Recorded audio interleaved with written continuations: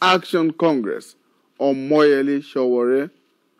I have with me on this interview panel my colleagues, and we shall be meeting them very shortly.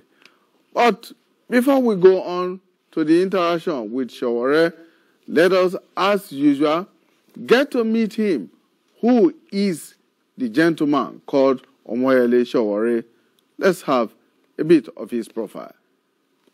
Omoyele Sowore, born 16 February 1971, is a human rights activist, pro-democracy campaigner, founder of online news agency Sahara Reporters, and presidential candidate of the African Action Congress. Omoyele Sowore is an indigenous of Ilaje, Ondo State, in southwest Nigeria. Sowore was born in the Niger Delta region of the country, where he was also raised, to a polygamous family of 16 children.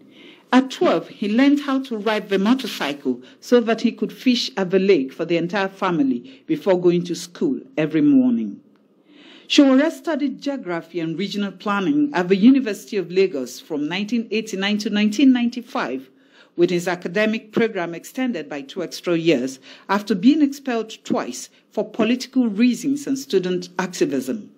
He was the president of the University of Lagos Student Union government between 1992 and 1994, where he was keenly involved in anti-courtism and anti-corruption advocacy.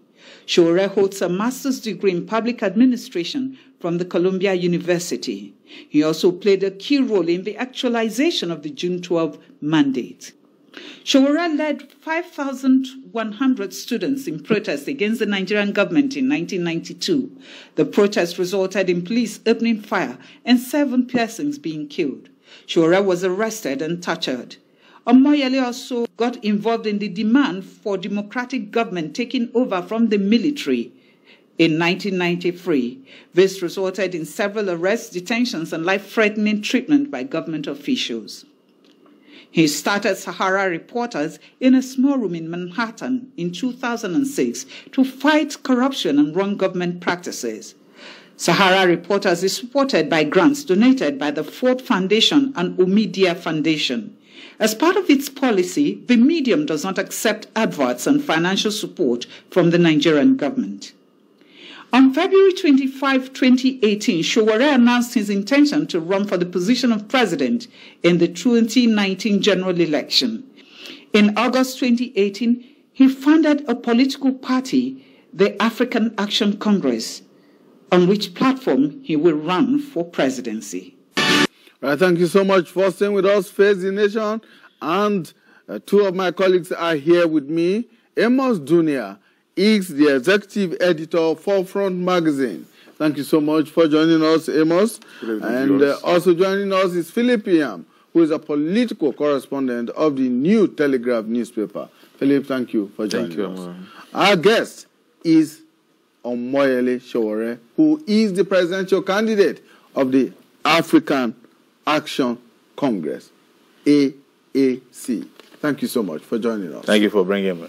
Well, we must apologize very sincerely for bringing the program to you a few minutes behind schedule. But yeah, Sowore is here with us now, and it's time to find out why he is running for the presidency of Nigeria. Thank you for bringing me once again, and good evening to Nigerians. I am running to become the president of Nigeria in 2019 because for 58 years since independence, this country has been governed by leaders who do not understand the country Nigeria, who do not understand its people, and apparently has not had interest of the people at heart. And I have been through 7 presidents in my lifetime, since 1989 when I entered the University of Lagos, and have seen how the last president was better than the next one up until today, because there is standards for running a government has been completely absent. And where we are today is that Nigeria has been left broke, with huge unemployment numbers, with children out of school, becoming a country where you're likely to die before you reach the age of 5, and recently became the country which is the poverty capital of the world, whereas other West African countries or other sub-Saharan African countries are doing better than us. We are getting worse. But we stand here deceiving ourselves that these things will change if we don't change the players who are gaming us in this country. And people like me who have always stood on the side thinking that we can help them shake the trees when the fruits are ripe, would have a different country if we don't step into the ring. I've suddenly realized that we are deceiving ourselves. I'm 47 years old. The people who fought for independence in Nigeria started doing it in their 20s. The Azikiwes, the Awolowos, and the Ahmadu Bellos, the Tafawa Balewas, made this country even a better country in their 20s. As a matter of fact, President Buhari was 34 years old when he was the Minister of Petroleum Resources. There were refineries then. He came back 40 years later. He can't fix the refineries. The former Vice President, who is the PDP presidential candidate, Atiku, ran for presidency in 1992 when I was in the university. The Minister of Agriculture in Nigeria today has been around since the days of Lugard. I'm talking about Audu Ogbe. I'm just exaggerating there.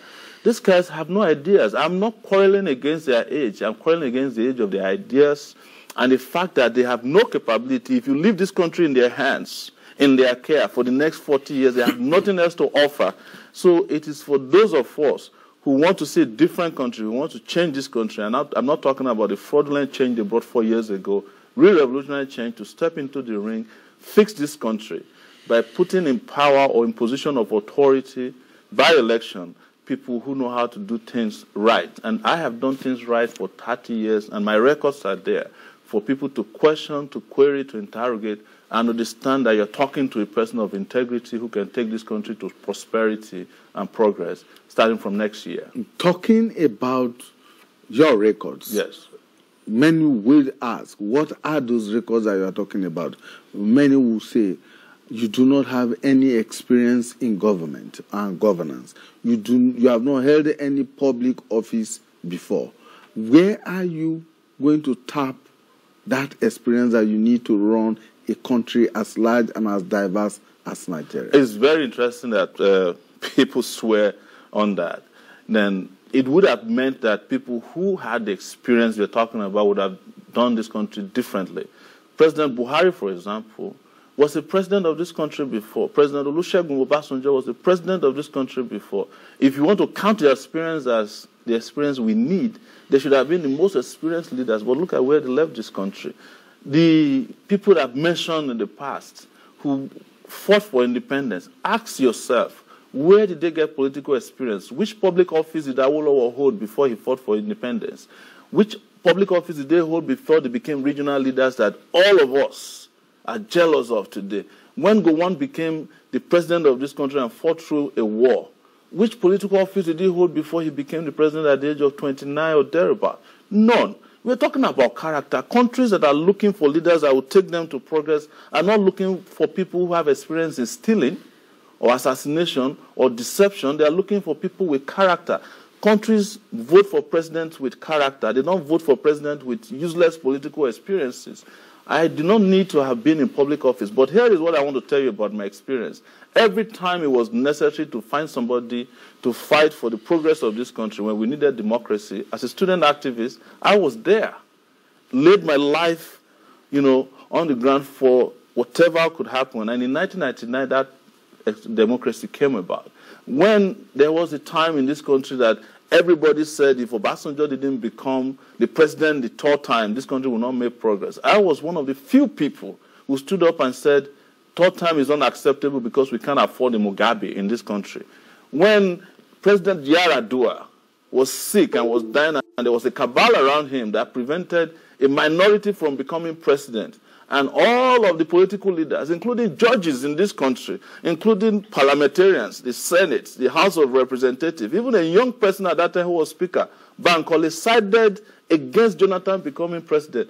I used Sahara Reporter to expose the fact that Jonathan was brain dead, and Nigeria needed to prepare for it. Not even the Niger Delta militants could do it, even though they said he was their man at that time. We're talking about character here. We're talking about courage that could take countries to bigger levels. And I'll give you two more examples of countries that had people of my pedigree. I'm not as big as they are. Mandela came directly from prison. Which local government did he govern before he became the president of South Africa? The most stabilizing force in the history of that country. Obama was regarded as a community organizer. Somebody might say he was a senator, but it was just for 6 months. But he was known as a community organizer and derided for it. He stabilized America's economy for 8 years that he was in America. He's described as America's best president because it wasn't because he was a former senator, but because he was a man of character, intellect, capacity. And that is the mistake we must not make. You cannot continue to have people who do not have ideas, people who have no character, people who have no capability, boast about experiences that have failed us, and we are shouting experience. I don't understand what experience you need more than that of a 30-year-old experience that I have. I'm 47 years old, Nigeria is 58 years. Out of 58 years, I've dedicated 30 of my years on earth fighting for what is just and right. And there's no political event in the last 30 years that took place that I wasn't part of. Which experience do you need more? Okay, gentlemen. Oh, Mr. Sowore, you are most welcome once again. Thank you so much, sir. You alluded to the U.S., where you have both structures and institutions working. Yes. Here in Nigeria, such do not take place. Do you think you'll be able to use the same parameters that the leaders in U.S., South Africa you alluded to? When Mandela became the let me finish, yes, if you give me a chance. No problem. Do you think you can use the same parameters that are used in these nations in Nigeria that is so complex and has refused to grow beyond what you think? Minus that, you said during your opening that each leader we have is worse than the last one. Yes. If you are to tell me in details, what indices did you use to arrive at your conclusion? Well, I'll start with your last position. I read in the newspaper today that President Goodluck Jonathan is calling Buhari incompetent. We used to call him incompetent. In fact, the economists describe him as a buffoon at a point. This is the Economist newspaper. But he is so comfortable today that he could call his successor incompetent. That's just to tell you, because this one is contemporary. But let me go back to the issues you raised. You see, institutions and structures are not built on their own. They are built by men of character. When you're talking about the U.S., what is keeping the U.S. going is not just those institutions.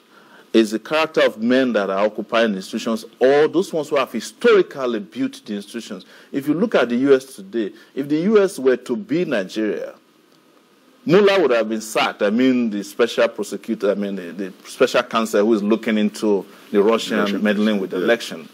It's not as if President Donald Trump can't sack him. But the country's conscience, which is behind this institution, its history and pedigree, will not allow that to happen. Men who are working with him, who have to advise him, who know that there will be consequences if they even give such an advice, will not allow him to do that because they know that there are chains of commands that will suffer for it if that were to happen. But you talk about South Africa. When Mandela came, South Africa was an apartheid state. It was the courage of his conviction and morality that helped to open up the space for black participation. If it wasn't Mandela, it would have been a different story. So the institutions are there. They are still there today. But it took one man, Mandela, to change South Africa from an apartheid state to a democratic state. Those are what we talk about. That's why I'm not here talking about my years as a student union leader, which could count for experience because I did better than most state governors when I was a student leader, honestly, in this country. Because at the time in this country, the duty of bringing about democracy, which was what was most important for Nigeria, was on our shoulders when we were in our 20s. But there were military administrators all over the place who were jostling around stealing money. There were civilians who were helping the military suppress our democratic aspirations. But nobody counted that as experience. That is experience. I tell people, if I were to be an army in the army, I would have been retired by now as a full-star general, going by the number of wars I fought and the scars that I had to show for 30 years of consistently fighting. But here, Who cares? People are looking at those who destroyed the country, and we are rewarding them on a daily basis with socio-political promotions. We are giving them titles. We called some of them GCON, GCFR, and you look at what they did, they destroyed this country. But for those of us who have fought on the side of rights, what do we get? We get derided. They ask me, where's your experience? Some people will even ask me, why don't you go and run for local governments? You understand? And this country is being run by people who never did half of what I did. In fact, in honesty, and history can bear me witness, even though they don't teach them in schools anymore, when so many of these characters were hiding under their bed in the 90s, we were fighting on the streets for democracy that they are now benefiting from.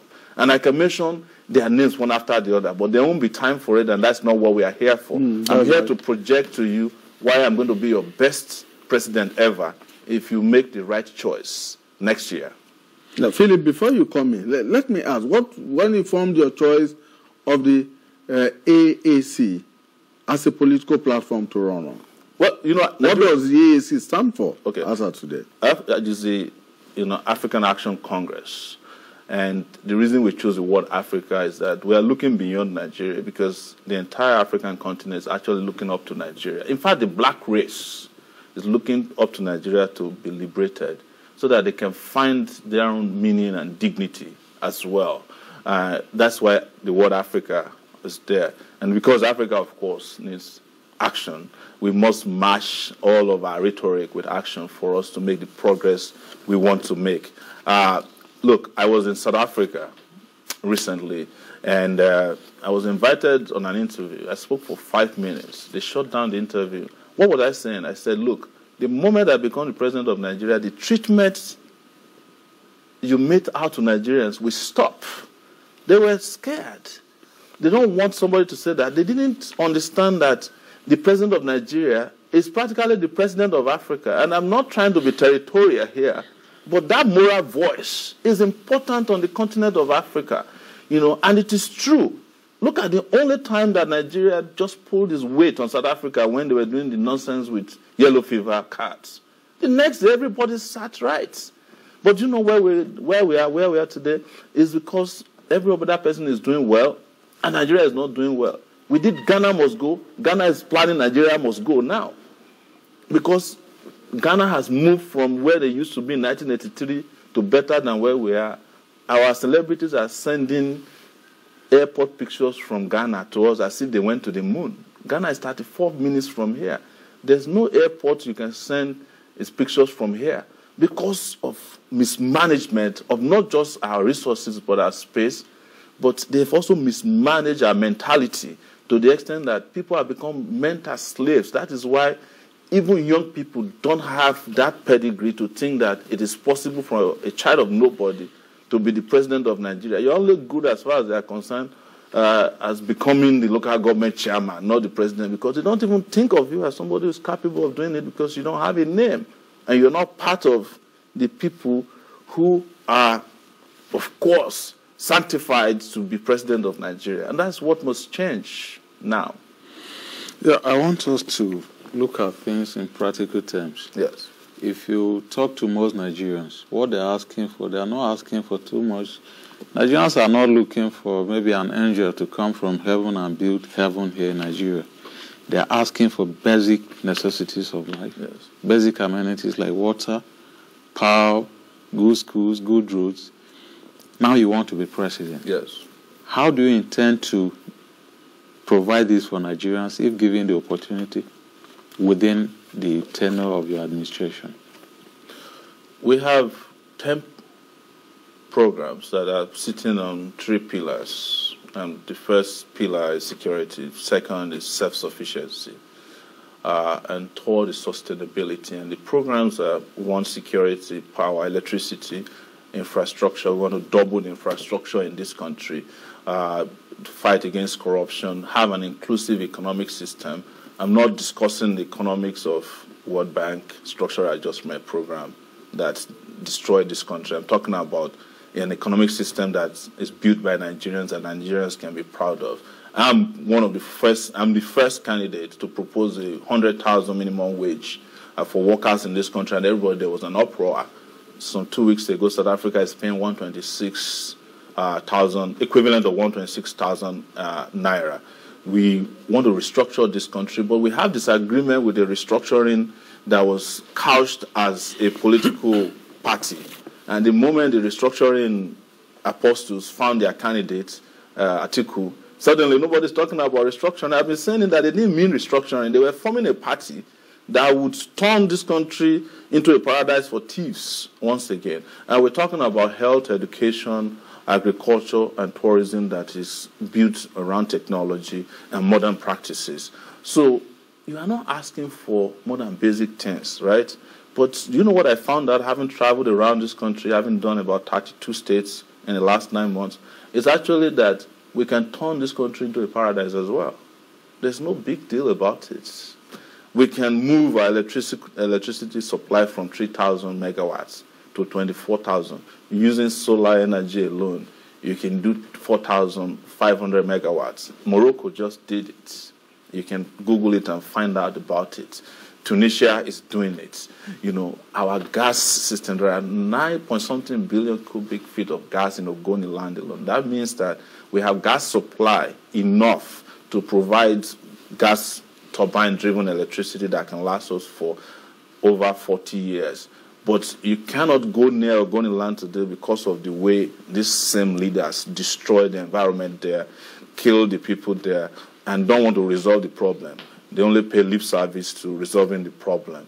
We have said we'll provide 5-point-something million jobs for young people, and it's not a promise that is based on just promises. We laid it down by saying we want to build 17 million units of housing, just the same way they did in China. For those who like to talk about China, they have what they call ghost apartments. Apartments that have been built that has not been occupied, even though they have over 1 billion people.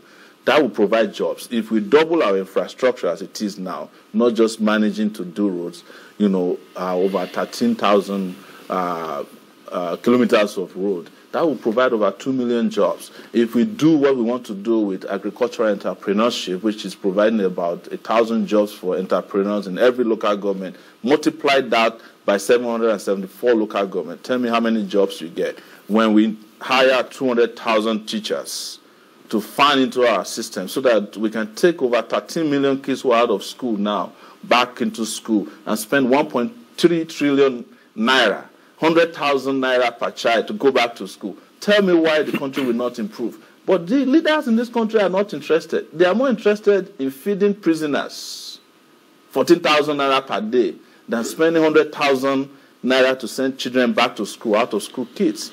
I want to pay students who are going to university study allowance as well so that they can stay in school and focus on school. And anybody who's going to school and gets that study allowance, if you come out and you work with the federal government, maybe as a teacher or in any public position, we forgive the grant. But if you go and find a job in a bank in the private sector, you pay us back with interest. That's how it is done in other places. I'm just giving you this because I know there's not enough time. And this is the reason why I cannot wait to debate so many of these guys. And you heard that we're excluded from the debate because they're afraid of these ideas that will ignite growth, the kind of growth and development that will make Nigeria live above the basic necessities of life. We've been talking about basic necessities of life since I was in primary school. We should not be talking about that anymore. People are entitled to live on paradise on earth if their countries can afford it. And our country has shown that it can afford it. But can our country afford it? Absolutely. Because the next question will be, how are you going to fund all of these that you talk about? In a country where governments, state and federal, are saying they are unable to pay 30,000 naira minimum wage. They don't want to pay minimum wage. They are not interested in minimum wage. They are not interested in paying wages, period. These guys are slave drivers. Let me explain why that is the case to you. There's an argument going on between Fayemi in Ekiti State, Kayode Fayemi, and his former governor, Fayose. And Fayemi found out that Fayose had 18 billion naira given to him through the Paris loan refund. He never paid workers. Why? Because they needed the money to do elections so that he could put his puppets to cover up his behind for him Fayemi probably will do the same thing, because the money that was supposed to use to pay workers in Ondo State was used to help Fayemi do see and buy in Ekiti. You understand? So why would they pay workers when the money that is supposed to go to workers is more about money they're interested in using to buy voters?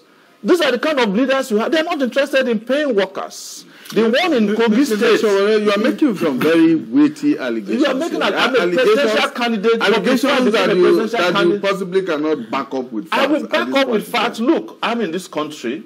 I'm also a reporter. Like every one of you sitting here, whether you don't accept me or not is a different issue. But I'm a reporter. I run Sahara Reporters.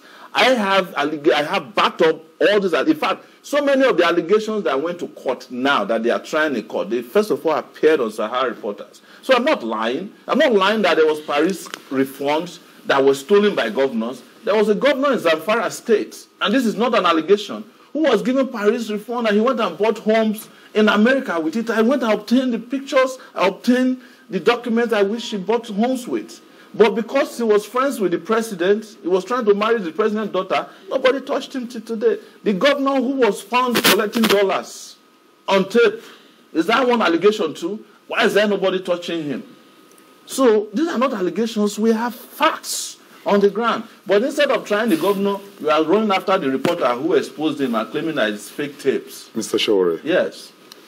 You are an activist, no doubt. Yes.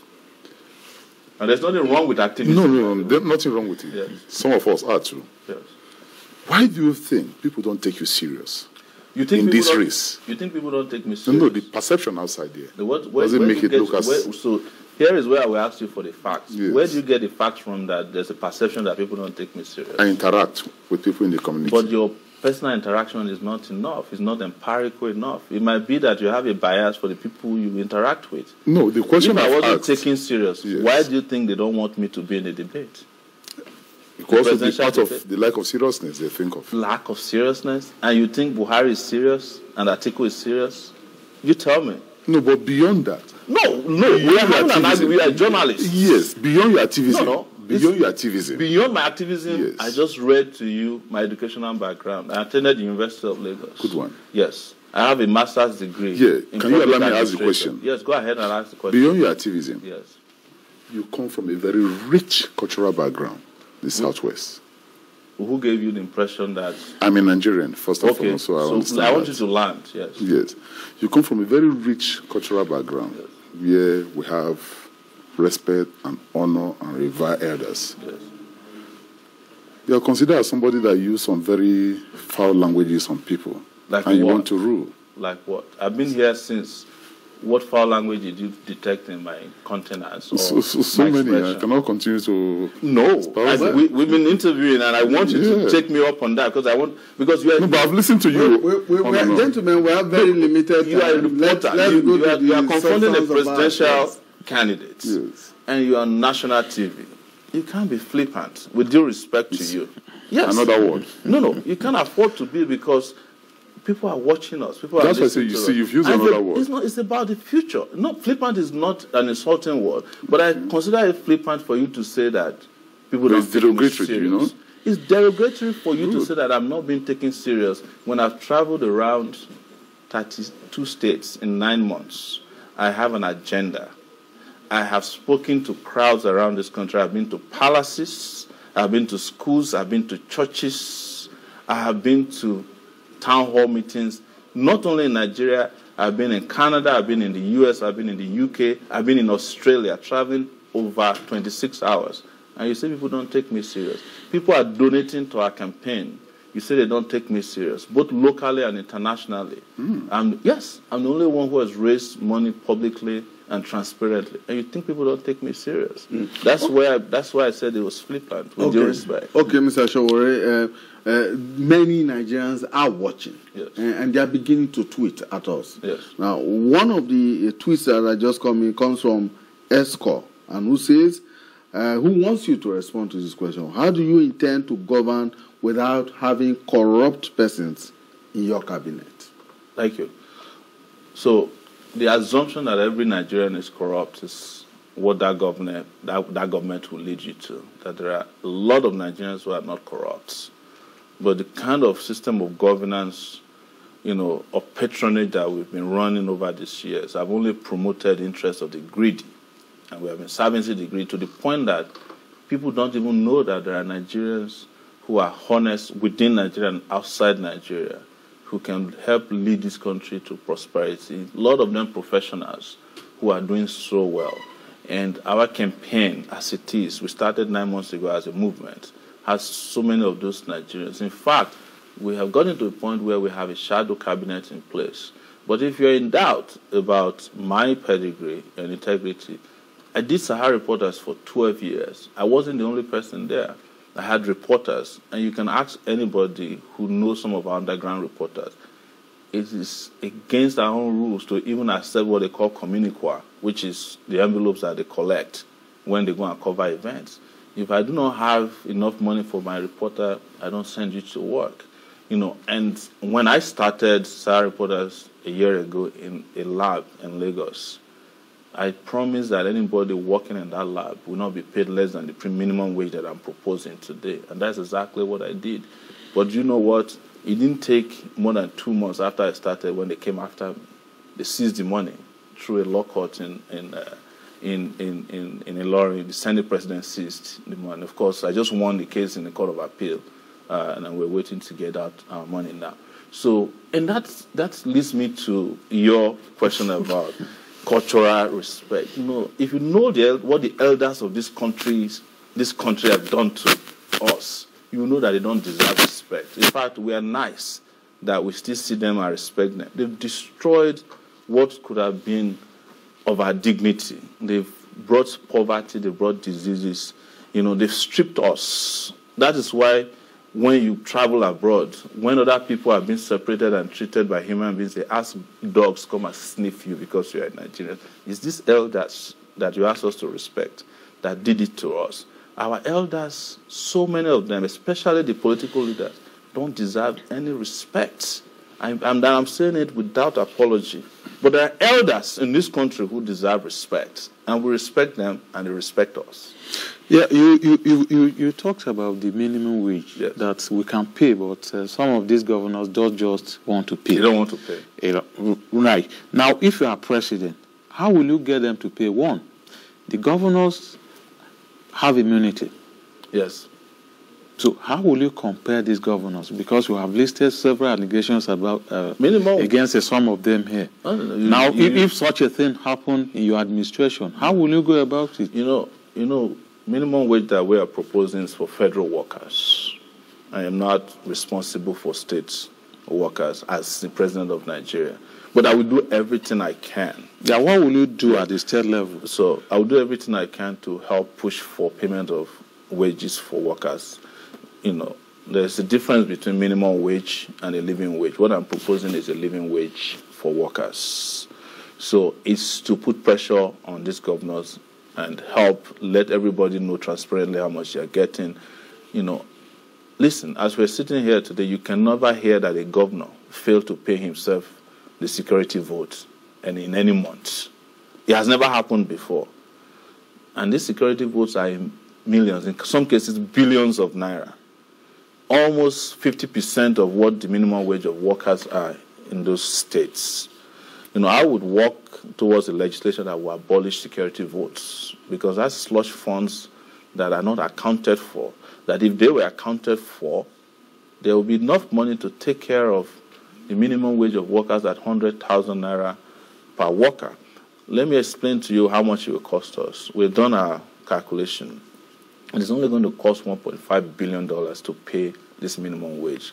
But it will grow the local economy so fast and so well that our GDP will grow astronomically. Because the people at the top who are earning the highest in terms of allowances and salary, when they get paid, they take the money out. They go to Dubai, London to go and buy houses. When the workers, regular workers, get paid, they send money to their children, they spend money in schools, they send money to their parents. So minimum wage or living wage is a wage that is retained within the country. But here we are, complaining about minimum wage of 30,000 naira.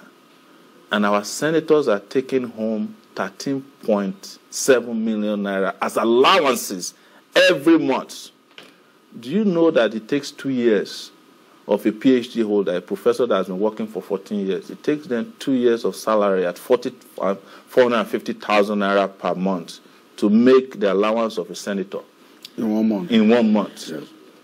If you are earning minimum wage of 30,000 in Nigeria, it will take you 30 years to make the salary of a senator in a month. The allowance. The allowance of a senator, not the salary. And you have not added the extortion that they carry out in the name of oversight in ministries, departments, and agencies of government. Something that we stop. Look, we should not be deceiving ourselves sitting down. We know all the problems. All the journalists, we know all the problems. Yeah, Yes. I want to ask you this question. But before you ask that question, let me quickly say here, we've been getting a lot of tweets. I And can one of imagine. them is from Olumese Ahigbe, Yes. who says, we take Sowore seriously. Yes, I'm surprised that our colleague said that people don't take me seriously. But we'll resolve that when we get out of here. But Ahigbe also asks that you speak the truth in a raw way. Well, it's what is needed at this time. We have been raped and destroyed in the rawest manner. And to retrieve and recover from that situation, we have to speak truth to power in the rawest possible way. You have to our leaders are tone deaf. And that is starting to affect the followership as well. So to break through that ceiling that is preventing people, that's made people very complacent and reticent, you have to go beyond this. That's why we call our campaign Revolution Now. And Victor is also reacting to the statement you just made about paying 100,000 naira as minimum wage to federal workers. Yes. And his question is, won't that create anarchy in the system if the workers at the state level Yes, are so much left disequilibrium. unattended? No, there won't be disequilibrium. There won't be disequilibrium. You see, what is there is that whatever is happening at the federal, the federal government shares money. Every revenue that comes to Nigeria is shared between the federal and the state and the local governments, right? And what happens to us is that we need 1.3 billion to pay minimum wage of 100,000. But we are stealing 5 billion every year from the public purse. So if we add another billion, we'll be able to pay state workers, or let's say we add another 2 billion, which makes it 3.5 billion. We'll be able to pay state workers this amount. But the state workers have to fight for their life, that when the money gets to the governors, they pay the monies to them. It's not only salaries that governors are stealing. Governors are stealing local government allocation with impunity in this country. We know that, right? So you cannot continue with... So it's up to people to also not vote for thieves as their governors. You have to look for a Sowore in your state as well and vote for him in the next election. Look for a Sowore as a senator. Let me tell you, the other day I was asking that we abolish the Senate and have a unicameral legislative system. There was an uproar in the country. A few days ago, some senators and I think House of Rep members gathered together that they are looking for a parliamentary system of governance. What is a parliamentary system of governance? It's pretty much a unicameral legislative system. Where do you think they are coming from? Huh? Where do you think they are coming from? Because the ideas that I have been speaking to is beginning to percolate into the system, because people are following me and they are looking at it and saying, this young man has got great ideas. Due respect, senior journalist, I was the one who proposed June 12 as Democracy Day. Today now, I heard the other day that the House of Reps has already passed a law that will make June 12 Democracy Day. And those were the ideas we fought for when we were young. So it's coming from the understanding that the bicameral legislative system is too expensive. The main question I wanted to ask you earlier is, you've proposed so many things you want to do. Yes. Minimum wage, Yes. infrastructure, education, and so on. Just a few days ago, one of the governors, as a matter of fact, the chairman of the Governors Forum, came out to tell the nation that the president told them that the economy is down. Nigerians should wait and expect more hardship. And now, you are contesting. If you win, with a very tattered economy, how do you intend to cope or actualize all the things you are putting together? With a lot of external borrowing by states and even the federal government. You know, nothing is as bad as deception. This is the same country in which they said through the Federal Inland Revenue Service alone, they said they've made 5 trillion naira in taxes. Is this correct? That's what they said. Yes. What is Nigeria's budget? Nigeria's budget 8 trillion. That means that from FRS alone, you've covered a huge percentage of your budget. More than 60%. Exactly. This same year, $320 million was returned from Abacha loot into, that wasn't budgeted for. So extra money, right? Even JAMB said they made money this year. Trillions. You know, the Port Authority claimed they made money. EFCC said they recovered over 540-something billion naira from people who stole from the past. So who is lying to who? You see, they are telling you... You've not come to the oil sector. I'm not going to go there because I'm talking about areas that are not where we naturally get funding from, of course. Revenue from oil sector, I'll go to that later. Because, for instance, the Minister of State for Petroleum Resources, Kachuku, said that Nigeria lost $60 billion to a particular law that was supposed to apply to oil wells that was of a certain depth. They gave them about 10 years of grace not to pay royalties. Now the 10 years is passed. So they are supposed to pay royalties, and from those royalties, we're supposed to get $60 billion. That's just from one law alone. But because nobody is out there in control of the economy of the country, there's no leadership. With due respect, this country is without government. We only hear from government when things are failing. You don't hear from them when things are going well. But guess what? These same people who are telling you that the economy is going down, when it's time for the election, money will be popping out from everywhere to buy voters. Because the money that's supposed to be used for the development of the country, they are hiding it somewhere for election day. That is the crime that leadership is in this country. And that is why Nigerians must open their eyes and ears to those with fresh ideas and get rid of these dinosaurs whose only way of governing is excuses and more excuses and more excuses. And you might say that maybe my language is tough, but this is the time for it, for us to keep speaking the raw truth that can breathe life into a future that we desire in this country, because our children need it very badly. Omoyele, let me just, because we have very limited time left, this tweet is coming from Prince Emenike, and he's asking, he likes your boldness, but what he says, what is your grassroots support base like in the 36 states of Nigeria, and how do you want to win? Because in Rivers State, he says, in Rivers State, they have never seen your party campaigning. Oh, well, that's not correct. In Rivers State, we have representatives. In fact, I'm heading to Rivers on Thursday, so you can meet me there. I just came from Uyo yesterday in Akwa Ibom State, and the reception was massive. The thing is, you have to differentiate between organic followership and the paid pipers.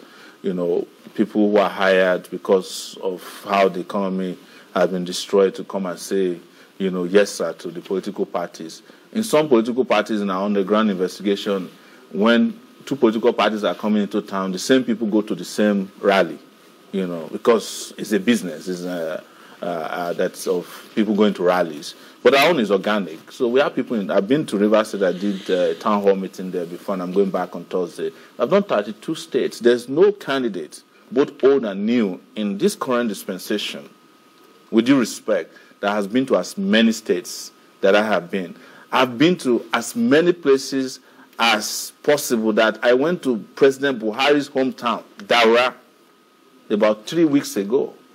I rode into the place. The place, of course, had no light in the night, and told them that they should be expecting their grandfather because we are retiring him next year. and they share to it. The problem, and I will lay this on your shoulders and on your feet, is that the media are not covering the new candidates. This is the fourth time in 9 months that I'm coming to AIT. Every night you are only covering APC and PDP, the two failed parties that failed this country.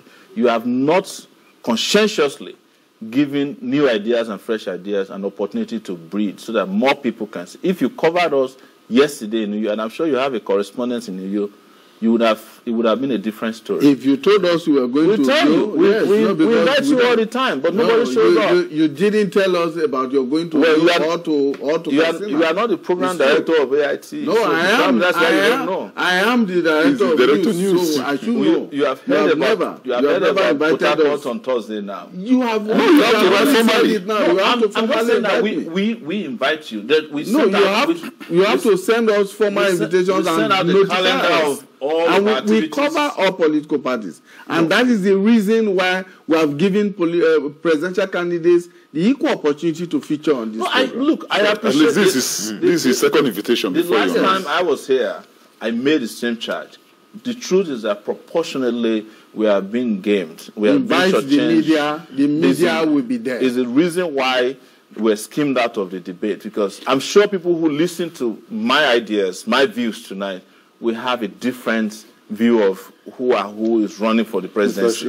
Unfortunately, our time is up. We must go. We have exhausted our 1 hour on the program today.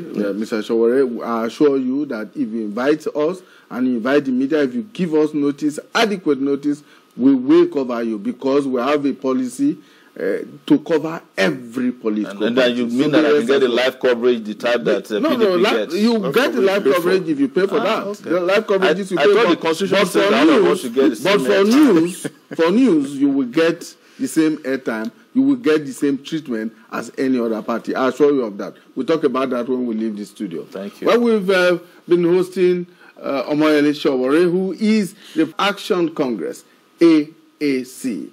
And I've been joined on the program today by two of my colleagues, Amos Dunia, Forefront Magazine, and Philip Iyamu, our political correspondent with the New Telegraph newspaper. Gentlemen, thank you so much.